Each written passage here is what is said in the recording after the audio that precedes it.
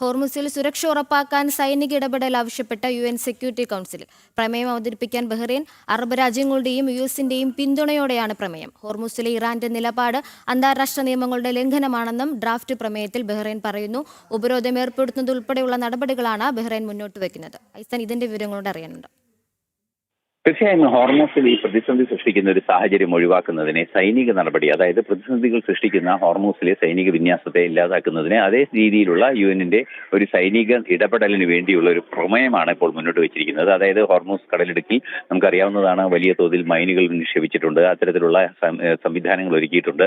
അതിലൂടെ കടന്നുപോകുന്ന കപ്പലുകൾക്ക് സുരക്ഷ ഉറപ്പാക്കുന്നതിന് വിശാലമായ സൈനിക എസ്കോർട്ട് അല്ലെങ്കിൽ ഒരു അകമ്പടിയെല്ലാം തന്നെ കപ്പലുകളുടെ വേണ്ട ഒരു സാഹചര്യമുണ്ട്. അത്തരത്തിലുള്ള നിരവധിയായ പശ്ചാത്തലങ്ങൾ അവിടെ നിലനിൽക്കുന്ന ഒരു സാഹചര്യത്തിലാണ് ബഹ്റൈന്റെ ഭാഗത്തു നിന്ന് ഇത്തരത്തിലൊരു നീക്കമുണ്ടായിരിക്കുന്നത്. ഈ ഡ്രാഫ്റ്റ് പ്രപ്പോസൽ മുന്നോട്ട് വെച്ചിരിക്കുന്നത്, അല്ലെങ്കിൽ ഈ കരട് പ്രപ്പോസൽ മുന്നോട്ട് വെച്ചിരിക്കുന്നത് അറബ് രാജ്യങ്ങളുടെ കൂടി പിന്തുണയോടെയാണ് എന്നതും ഏറ്റവും നിർണായകമാണ്. UN സെക്യൂരിറ്റി കൗൺസിലിൽ ഈ പ്രമേയം അവതരിപ്പിക്കുമ്പോൾ സ്വാഭാവികമായും അവിടെ സൈനികമായ നടപടിയിലൂടെ UN-ന്റെ ഭാഗത്തു നിന്ന് അല്ലെങ്കിൽ UN സെക്യൂരിറ്റി കൗൺസിലിന്റെ ഭാഗത്തു നിന്നുള്ള ഒരു സൈനിക നടപടിയിലൂടെ ഹോർമൂസിനെ കൃത്യമായും നിയന്ത്രണ വിധേയമാക്കുന്നതിനുള്ള ഒരു നടപടികൾ ഉണ്ടാകണമെന്നാണ് ബഹ്റൈൻ മുന്നോട്ട് വെച്ചിരിക്കുന്ന ഒരു ആവശ്യം.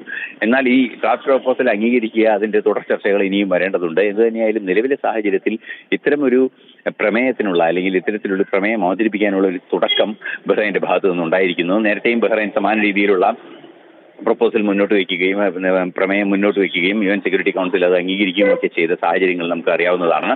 അത്തരത്തിലൊരു ഇടപെടൽ ബഹ്റൈന്റെ ഭാഗത്തു നിന്ന് ഹോർമൂസിനെ സുരക്ഷിതമാക്കുന്നതിന് സൈനിക നടപടി വേണമെന്നൊരു ആവശ്യത്തിലേക്ക് മുന്നോട്ട് വന്നിരിക്കുന്നു എന്ന ഒരു യാഥാർത്ഥ്യമാണ് ഇപ്പോൾ ഉള്ളത്. തുടർ നടപടികളിൽ അത് കൂടുതൽ ചർച്ചകൾക്ക് വിധേയമാകുമെന്ന പ്രതീക്ഷയും UN-നുമായി ബന്ധപ്പെട്ടവർ പങ്കുവയ്ക്കുന്നുണ്ട്.